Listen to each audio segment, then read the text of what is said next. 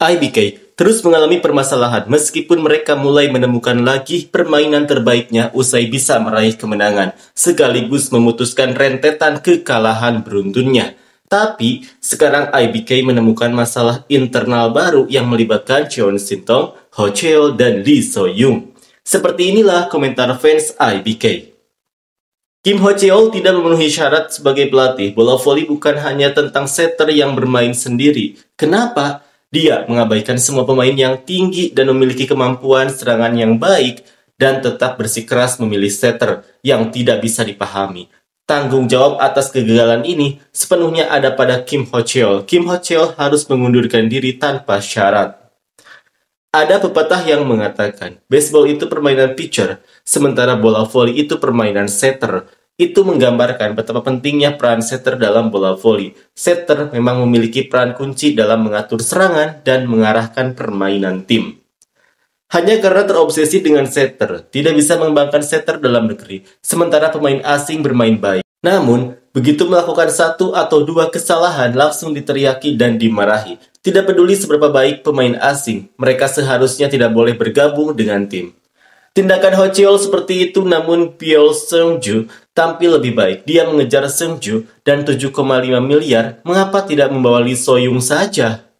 Memang benar, selama musim pelatih Kim Ho Cheol terus-menerus menekan setter Cheon Shin-tong dan itu terekam di siaran, sehingga tidak banyak yang bisa dikatakan. Alasan mengapa Pun Punyi tidak memperpanjang kontrak dan memilih pindah ke tempat lain memang tidak jelas. Tetapi sepertinya ada masalah dengan manajemen tim juga. Seperti yang terjadi sebelumnya, ada masalah yang menyebabkan baik pelatih maupun pemain asing dipecat. Masalah sebenarnya terletak pada sifat kasar dan keras Kim Ho Cheol. IBK adalah satu-satunya tim di mana pemain asing tidak hanya memilih untuk tidak memperpanjang kontrak, tetapi juga pergi dengan perasaan takut dan enggan. Tahun lalu dengan Pun Punyi dan musim ini dengan setter Cheon Shin-tong, pelatih Kim Ho Cheol harus merenung lebih dalam. Keputusan-keputusan yang diambilnya sangat krusial dan harus dipikirkan lebih matang.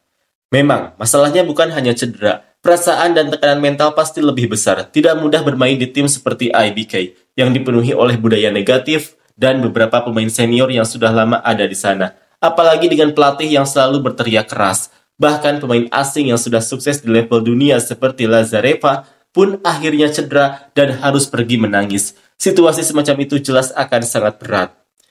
Memang, di Liga Domestik, setter yang berkualitas bisa dibilang hanya Yom Hae-seon dan Kim Da-in. Meskipun tim seperti Jeongwon Jang Hyundai memiliki serangan yang kuat sehingga peran setter mereka lebih terlihat. Untuk tim yang serangannya lebih lemah, bahkan setter yang bagus pun memiliki level yang hampir sama.